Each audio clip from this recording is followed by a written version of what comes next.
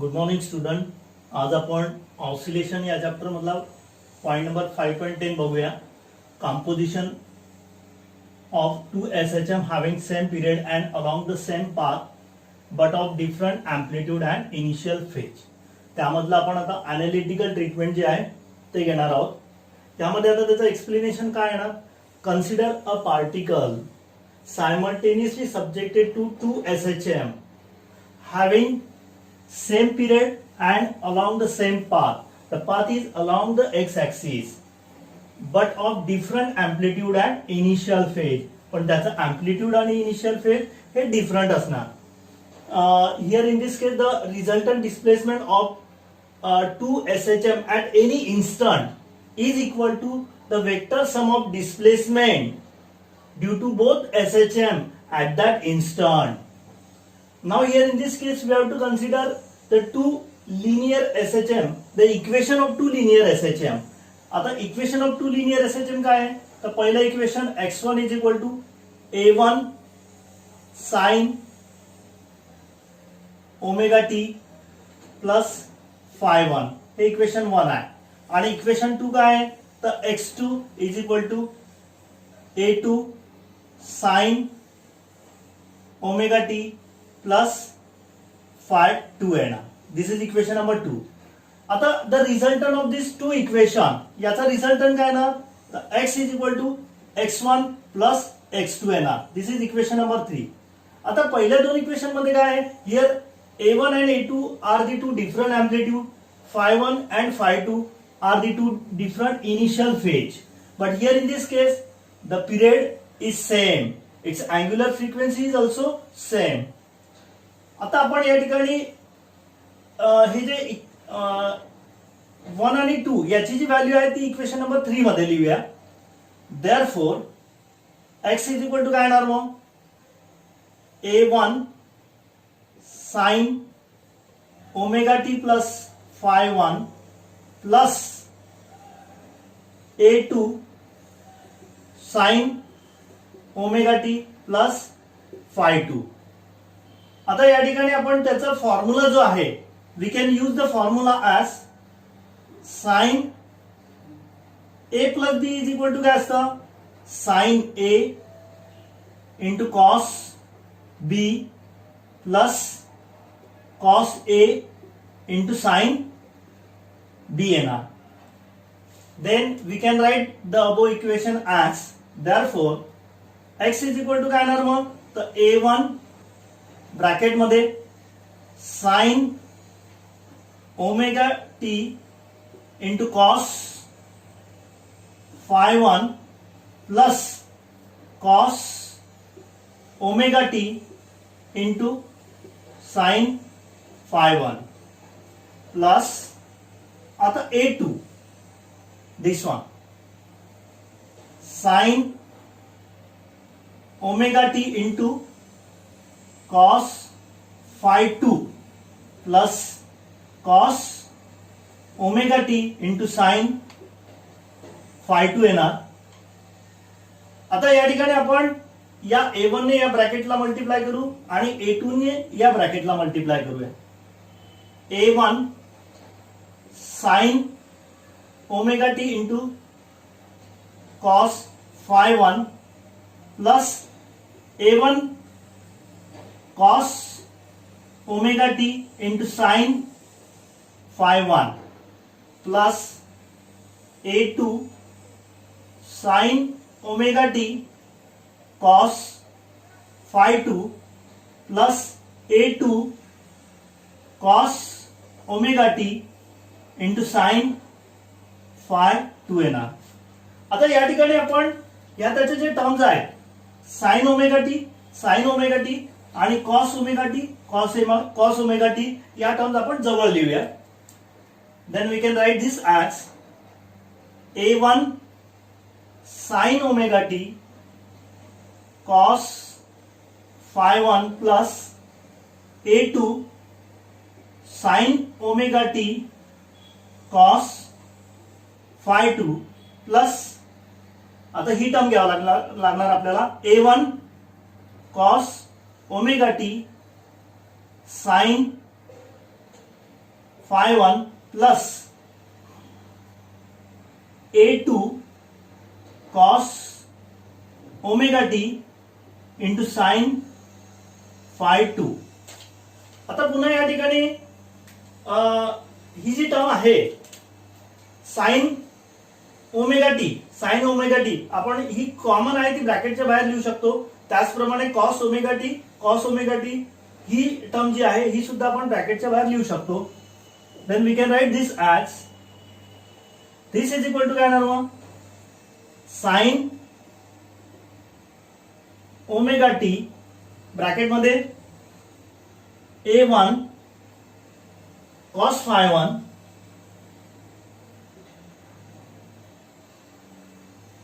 Plus a2 cos phi2. त्याचप्रमाणे plus आता या ठिकाणी कॉमन cos ओमेगा टी येणार ब्रॅकेटमध्ये a1 sin phi1 plus a2 sin phi2. आता here in this case this constant a1 and a2 and phi1 and phi2, this constant can be combined to another constant like as r and delta. आता यामध्ये आपण ही constant दुसऱ्या constant मध्ये combine करू शकतो. Then we can write this as therefore a1 cos phi1 plus a2 cos phi2 this is equal to काय येणार मग तर r cos डेल्टा येणार. याला आपण इक्वेशन नंबर 5 नाव देऊया.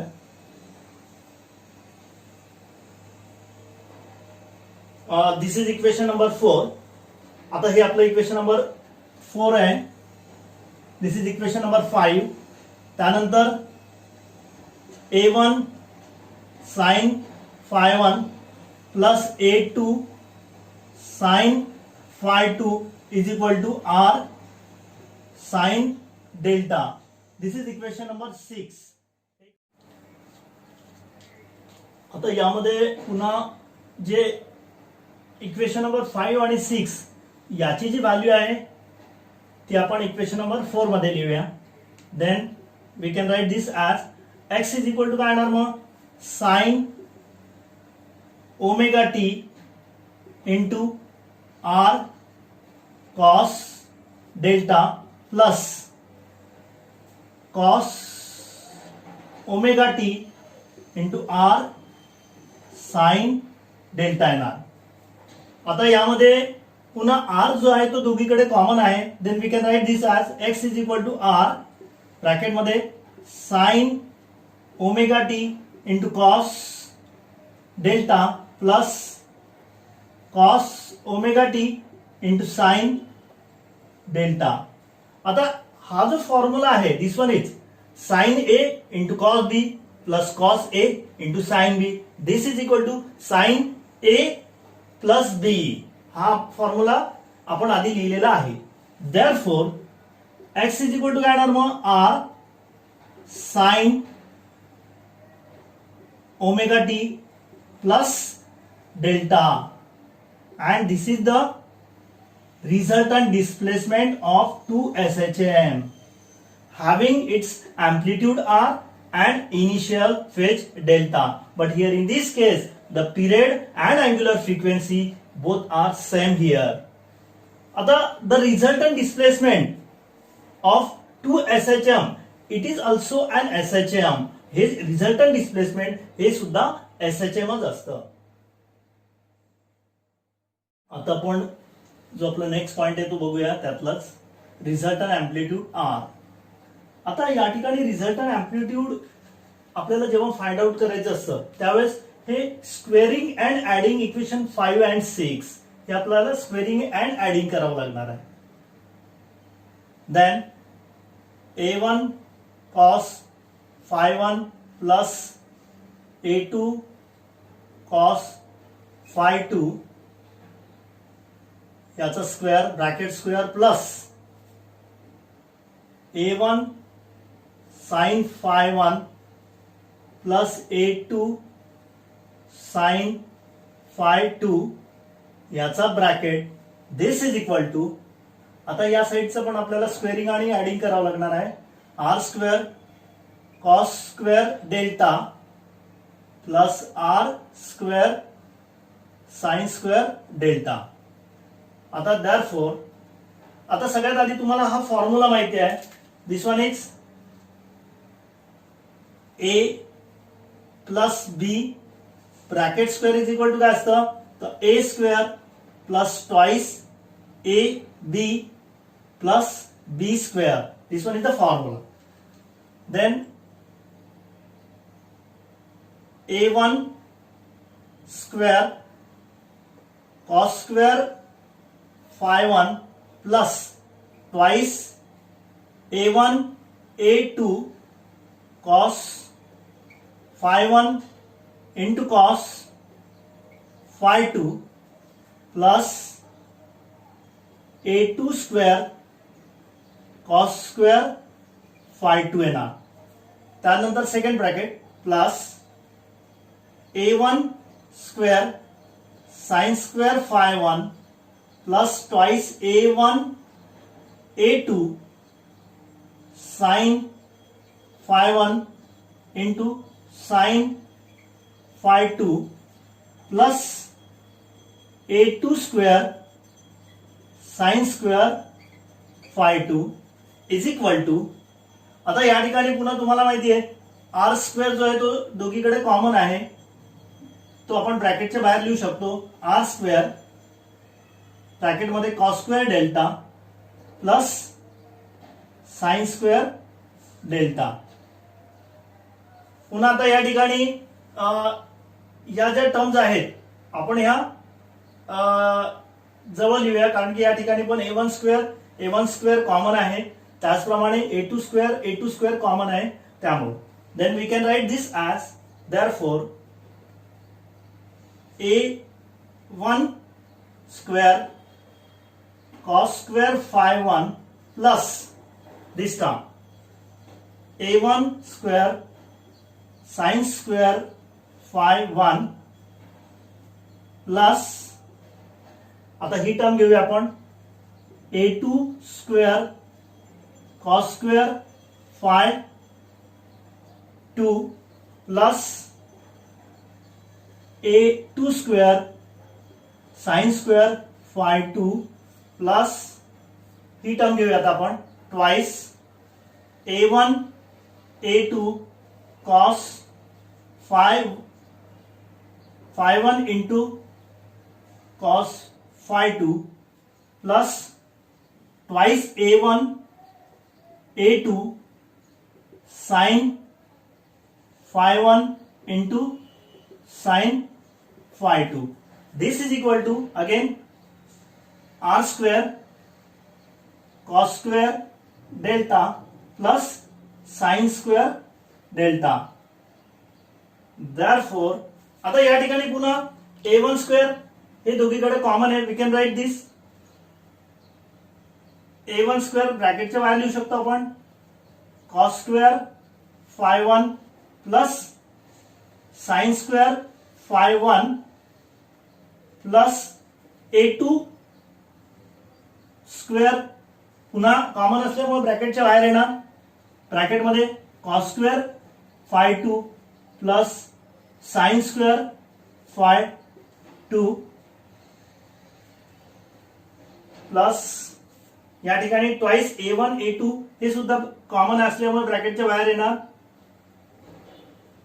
ब्रॅकेटमध्ये cos phi 1 into cos phi 2 plus sin phi 1 into sin phi 2. This is equal to r square cos square delta plus sin square delta. आता तुम्हाला यामध्ये फॉर्म्युले माहिती आहे, या फॉर्म्युलेची किंमत 1 येणार, याची किंमत 1 येणार आणि याची किंमत 1 येणार. त्याचप्रमाणे हा जो फॉर्म्युला आहे this is another formula cos phi1 into cos phi2 plus sin phi1 into sin phi2 this is equal to cos phi1 minus phi2 हा एक अजून फॉर्म्युला आहे. Then we can write this as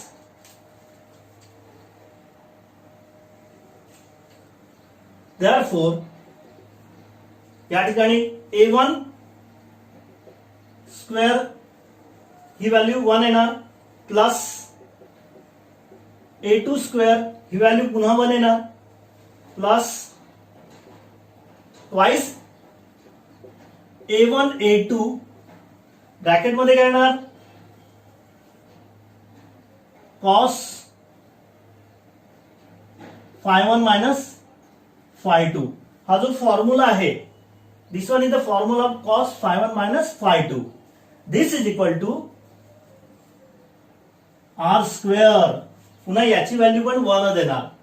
therefore we can write this as r is equal to काय येणार मग plus or minus square root of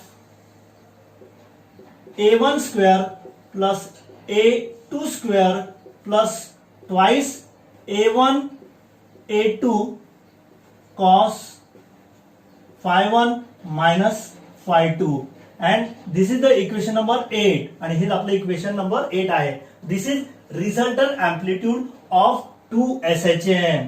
2 SHM चं हे resultant amplitude आहे. आता यामध्ये रिझल्टंट इनिशियल फेज डेल्टा. आता यामध्ये आपल्याला इक्वेशन नंबर 5 आणि 6 याचा उपयोग करून हे फाइंड आउट करायचं आहे. Dividing equation 6 by 5. therefore त्यानंतर काय येणार मग a1 sin phi1 plus a2 sin phi2 divide by a1 cos phi1 plus a2 cos phi2 is equal to r sin delta divide by r cos delta. आता यामध्ये दिस r get cancel.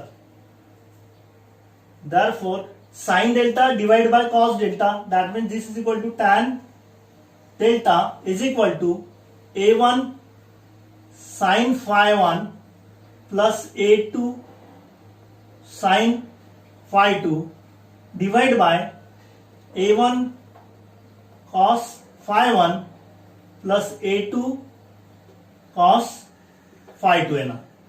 therefore delta is equal to काय येणार मग tan inverse this one is tan inverse a1 sin phi1 plus a2 sin phi2 divide by a1 cos phi1 plus a2 cos phi2 येणार. This is nothing but it is the resultant of initial phase of 2 SHM. This is equation number 9. हे आपलं equation number 9 आहे. That means delta is equal to tan inverse this term. आता आपण special case for resultant amplitude बघूया. यामध्ये त्याची केस number 1 ही बघायची आहे.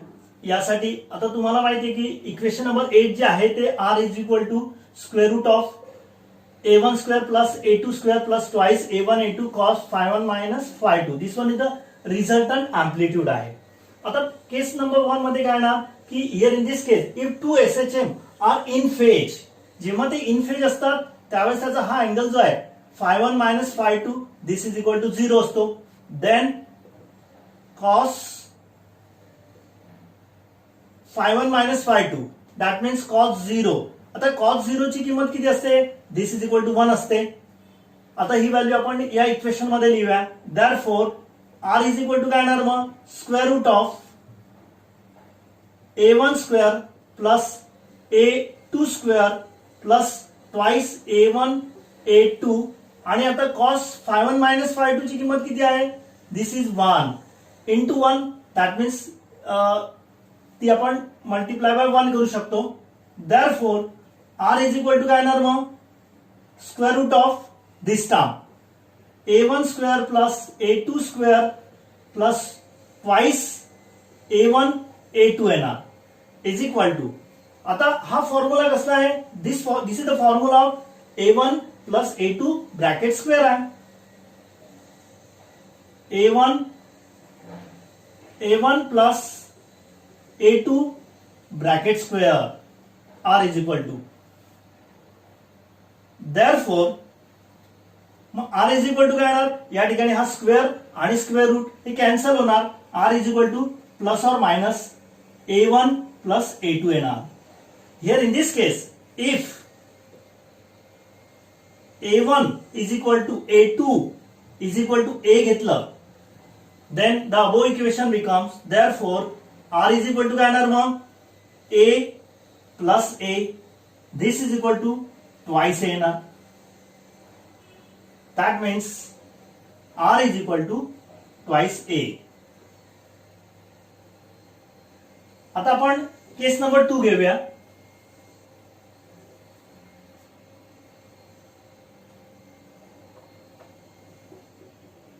केस नंबर 2. आता यामध्ये केस नंबर 2 मध्ये काय आहे की if two SHM are 90 degree out of phase, ते 90 डिग्री आउट ऑफ फेज असतील तर त्यावेळेस φ1 minus φ2 this is equal to काय येणार π/2 येणार. Therefore cos φ1 minus φ2 is equal to आपण π/2 ही व्हॅल्यू घेतोय कॉस π/2. आता कॉस π/2 ची किंमत जी असते दॅट इज इक्वल टू 0 आहे. देअरफॉर आता ही जर व्हॅल्यू आपण या इक्वेशन नंबर 8 मध्ये लिहिली then the above equation becomes R is equal to square root of a1 square plus a2 square. आता ही व्हॅल्यू 0 असल्यामुळे समथिंग इंटू 0 हे सगळं 0 होणार आहे. त्यामुळे या ठिकाणी plus twice a1 a2 multiply by 0 this is equal to therefore r is equal to काय येणार मग square root of a1 square plus a2 square येणार. आता if a1 is equal to a2 is equal to a घेतला then the above equation becomes r is equal to काय येणार a square plus a square is equal to square root of twice a square येणार. Therefore r is equal to काय येईल मग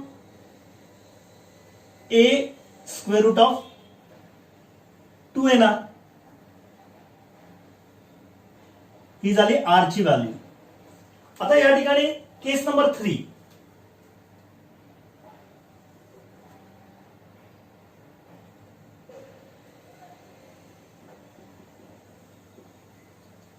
केस number 3 मध्ये काय आहे की here in this case if φ1 minus φ2 is equal to pi value घेतली आपण तर cos pi is equal to -1 value असते त्याची. आता ही व्हॅल्यू जर आपण if you put this value in equation number 8 ती इक्वेशन नंबर 8 मध्ये लिहिली then the equation becomes therefore r is equal to square root of a1 square plus a2 square plus twice a1 a2. आता हे cos φ1 minus φ2 ची किंमत किती आहे that is -1 is equal to square root of a1 square plus a2 square. आता या ठिकाणी हे मायनस साइन असल्यामुळे इथं मायनस येणार मायनस ट्वाइस a1 a2. आता हा कसला फॉर्म्युला आहे this is the formula of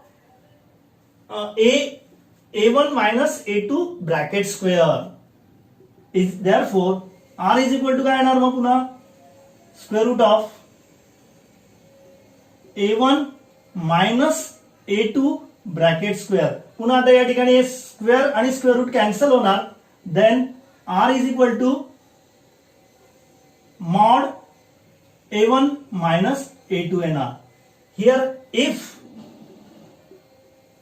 A1 is equal to A2 is equal to A value घेतली आपण, then R is equal to A minus A, therefore R is equal to 0 value येणार त्याची. अशा प्रकारे आपण तीन ज्या केस आहेत, केस नंबर 1, 2 आणि 3 ह्या वेगवेगळ्या अँगलला बघितलेल्या आहे. अशा प्रकारे ह्या special cases of resultant of amplitude यामध्ये या तीन केस आहेत.